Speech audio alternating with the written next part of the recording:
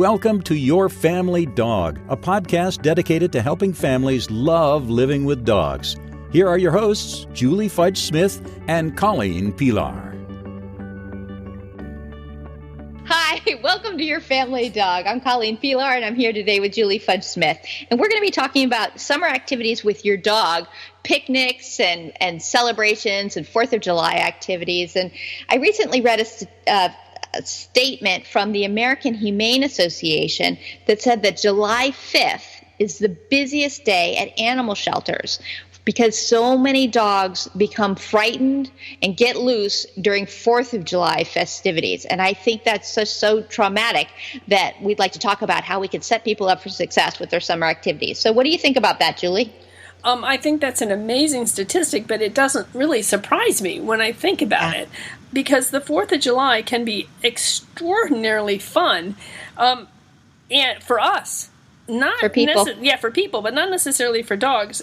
Here in Granville, for example, they close off Main Street and have a big carnival on our main street. And lots of people bring their dogs, and I'm seeing them having a really good time. But the dogs aren't. The rides, they have, carnival rides, they're loud and make whoosh and bing and bang noises, and it startles dogs.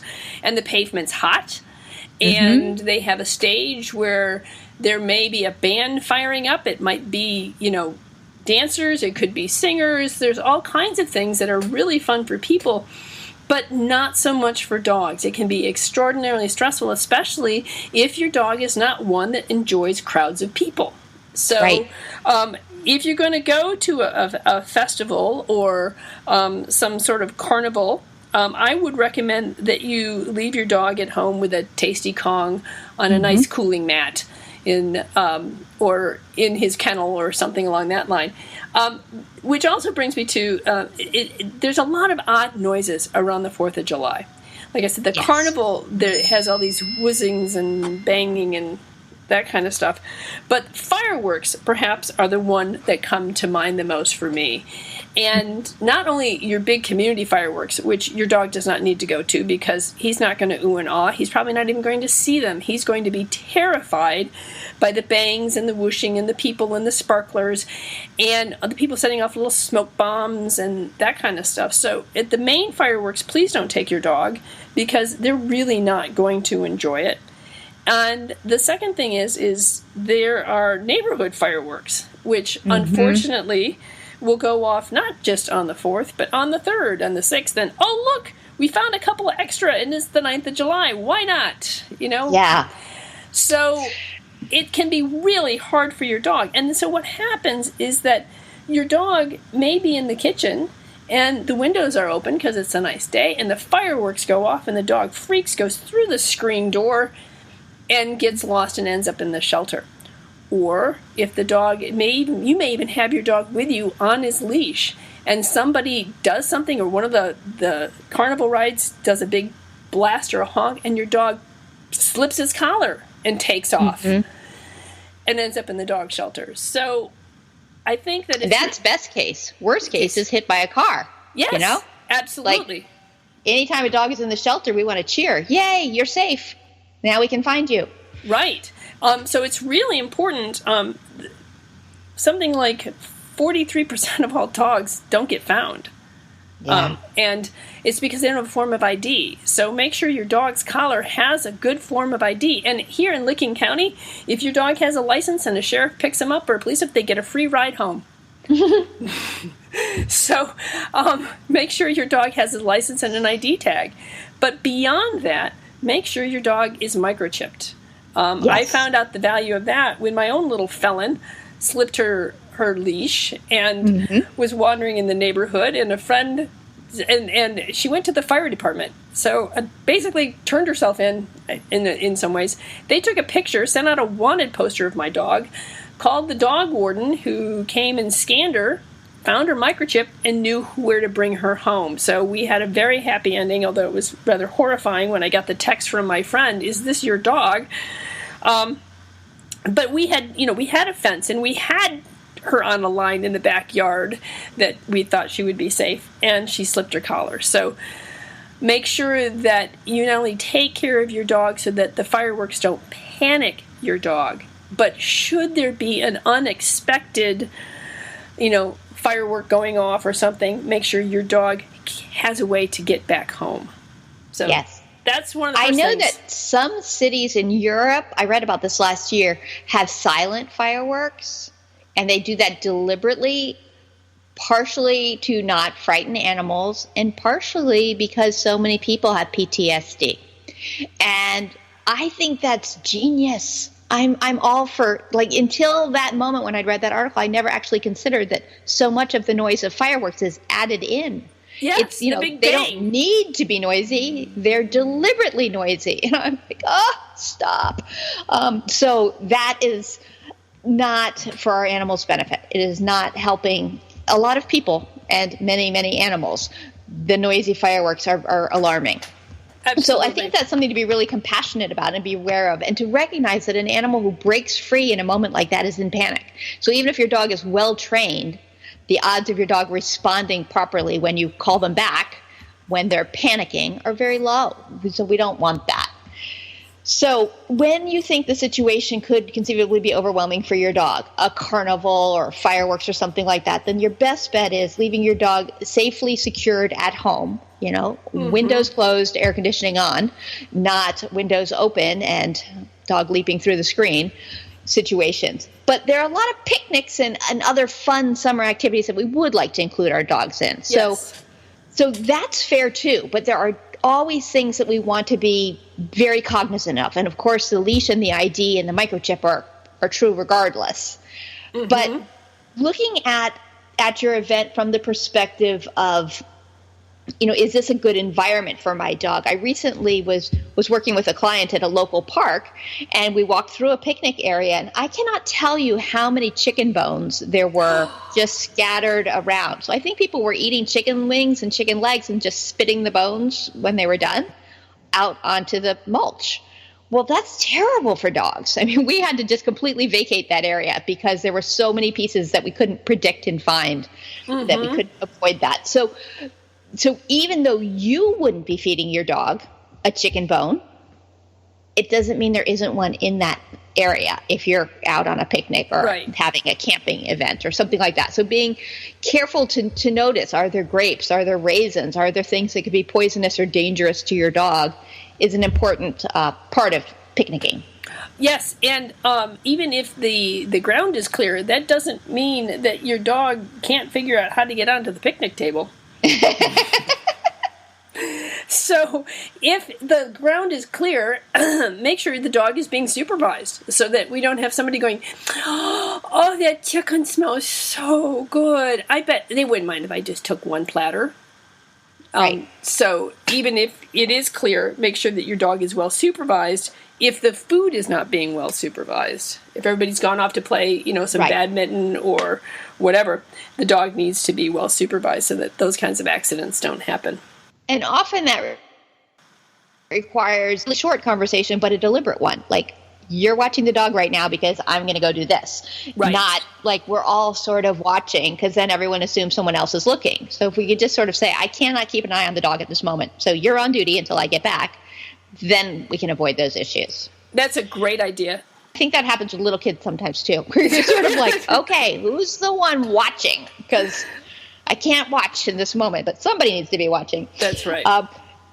Taking your dog out for a walk or some exercise first can be helpful too, to make the dog a little bit calmer at your picnic or your party or event. So making sure that we've given your dog an outlet so that we're setting them up for success, and then bringing something fun for them to do while you're there. Yes. Because hanging out by the picnic table while you play Frisbee and while you eat good food is not actually that fun for someone who's not playing Frisbee and eating good food. Right. So this is a good time to bring some stuffed Kongs. If you have a cooler, one of the things that, or depending if you're home and the picnic's in your backyard, one of the things that I find that the dogs like, what I call are sort of Kong coolers. So you can plug the bottom, the small hole in the Kong with a piece of hot dog or some peanut butter on top of that, and then fill it with beef broth or chicken broth and freeze that. So we have like a beef sickle. Which dogs really like. I've done that in ice cube trays. Then I'll just stick it in the bowl bring a bowl and stick the ice cubes in there, the beefsicle cubes, so they can play with them and lick with them, and that's kind of fun. But the other thing I've also done is I've made homemade popsicles, where I just get a popsicle mold, and then I use some chicken or hot dogs or something else, put that in there, fill it up with chicken or beef broth, and stick a carrot or a green bean in as the stick, and then I freeze it. And dogs really have a good time with that. And to get it out of the mold, you have to put a little bit of warm water to pull it out. But I will do a little video of that and show you my end result of my dog's sickles. So those are all things that can also help to keep your dog's temperature a bit lower too, which is really important on these hot days. So that would be the other thing, is make sure your dog has some shade. So and lots of water. Yes, lots of water. So bring, one of the things that I do is I have go out to the Tractor Supply store and just get a 3-quart, 4-quart horse bucket.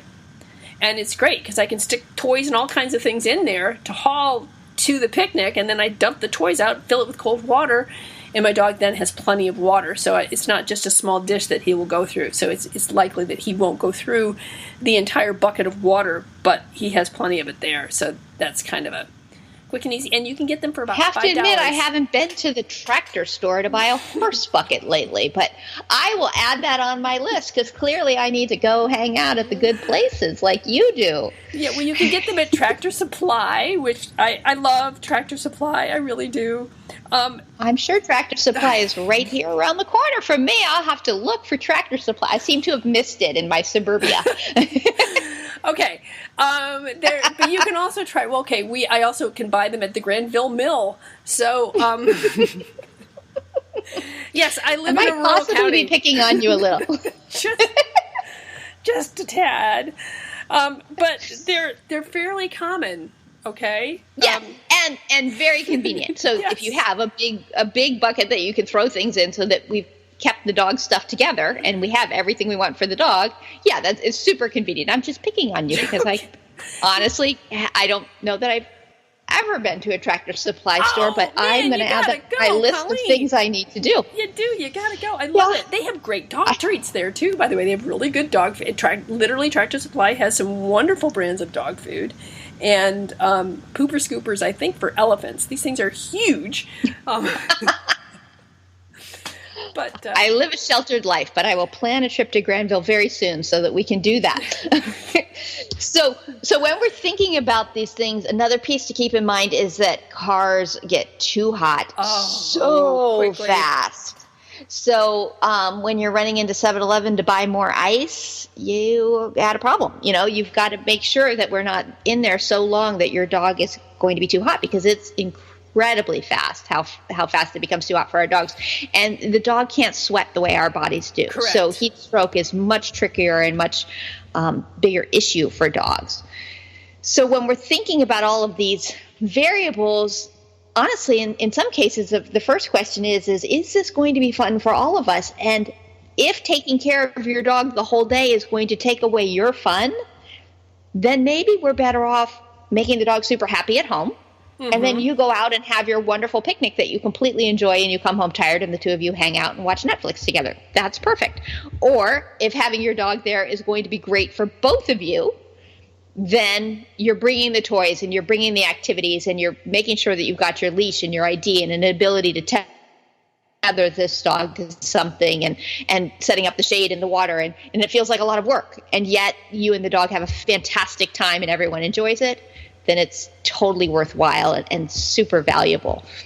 I sometimes liken it to if you're going to take your baby or toddler to a picnic, you bring the stroller, and you bring the diaper bag, and you bring the change of clothing, and you bring all the things that the baby's going to need, and you're going to park them in the shade, and you're, maybe even have a little waiting pool or something. Not that much more stuff to bring for the dog, So if you think of it that way, that this is something, and think about all the little things you may be bringing for yourself. And so that's why I really like the whole, 5-gallon, or not even 5-gallon, 3-gallon bucket thing, because I can put most everything I need for the dog right in there. And so, yeah, it's worth it. One of the things that you can also do, too, is in the shade, there is such a thing as a cooling mat. I do not have one for my dog. I understand that they exist. And yeah, we will put links to cooling mats in our show notes. But a cooling mat can be a really nice investment to help keep your dog cool in situations. Yes. There's also a bed that is like made out of PVC for the frame, and then a netting that is above it's 4 or 5 inches above the ground, something like that, Colleen, and so that air can circulate. And that's a lightweight bed that would be, maybe you're not going to take it on your picnic, but it might be something to consider having at home for your dog. If your dog's going to hang outside on the patio with you, you can put that in the shade. And then, especially for our big furry ones like our Berners, they need a little bit of extra air circulation. So that's something to think about too.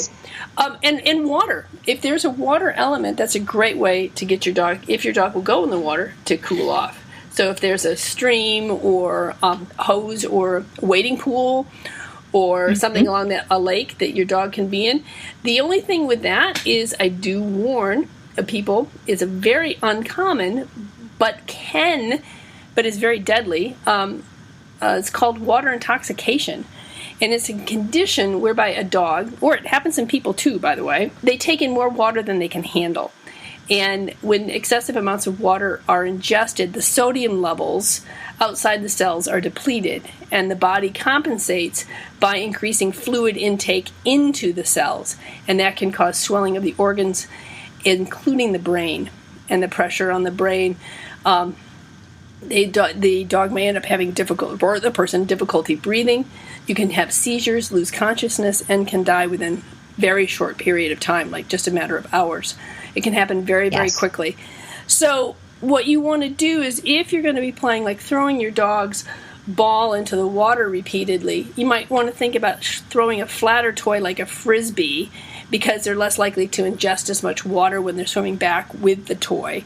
Make sure the dog gets out of the water and is on land for a little while, that he pees a lot. So when I'm playing with my dogs at the lake, I will throw several into the lake, and then we come on land and we do several tosses of the ball or the toy on land, and make sure that, he or she stays out of land, and that they pee and that they get a break, because they need to be able to get rid of that excess water. And if they're constantly going in and getting more and getting more and getting more. Right. That's really important. And actually the water intoxication brought up a unrelated note, which is dogs should not have alcohol. So it's not funny to let your dog have a few sips out of the beer can, or, have the dog lick whiskey off your fingers. Don't be doing those. And that often happens at events where people are drinking and they just think it's funny. They're like, well, let's give the dog a little too. No, not funny. Not funny at all. And then the next piece is, of course, the dogs in the water. Life vests are a great idea for helping to keep your dog safe and buoyant. And sometimes they're getting really tired, but that will help to make sure that they're never too tired or too overcome by the water. Well, the other thing is like my Bingley, he had a bit of a ewe-neck. What happens is when a dog has a ewe-neck, their head goes up real high, so their bottom comes down in the water. So those are the dogs that you see that aren't steaming along like a battleship, but are sort of flailing with the front paws, and it makes swimming very ineffective, and the dog tires out quite a bit. So I got a life vest for Bingley, and that actually gave him the buoyancy so that he did rest the right way in the water, and it actually taught him to swim better. But it was also a nice thing to have when I knew we were going to be spending the day at the lake. I would just put his vest on him in the morning, and so then he had it on all day long, so that whenever he went into the water, I knew that he was going to be safe. I have friends who are in the Coast Guard, and they are adamant about people out on boats having life jackets on, and dogs out on boats having life jackets on. And I think it's just a real basic safety technique, that if we just sort of, here's the rule, when you're going to be on the water, having a vest for your dog can be a very helpful thing. Yes, it is, and I mean, we got ours. It fit him very nicely, and it was very reasonably priced. I think I got it at LL Bean, and I think they're also available at Rough Wear, so I can get a couple of links for those as well on the website. So what we're basically saying, short version, is we totally want you to have fun with your dogs this summer, but recognizing all of the pieces that can make that a little bit complicated, the heat in particular, but other safety things to make this a fun and exciting summer for you. And we hope you have a fantastic 4th of July, and we hope your dog has a fantastic 4th of July, and those might not look the same. That's right. That's right. It's okay. One other thing I wanted to mention about heat is if you walk your dog, you might want to think about mornings and evenings rather than the heat of the day. And a good way to test for whether or not it's too hot for your dog's very sensitive paw pads is to put your hand, the back of your hand on the pavement. If you can't leave it there for 3 to 5 seconds, then it's too hot for your dog to walk. So that's a little thing to remember, is to time your walks for your dog so that you can have that time together, but they're not going to be suffering from the heat because they can get, their little paw pads can burn, and that can be very painful for them. So, yes. Okay, well, yes, we do want you to have a great time with your dog. We want you to try all different kinds of things, and hope you have a great 4th of July. And thanks, Colleen. I'll see you next week. See you next week. Thanks for listening to Your Family Dog. Got questions? Interesting ideas? Colleen and Julie would love to hear them. Call 614-349-1661 or visit www.yourfamilydogpodcast.com to share your thoughts.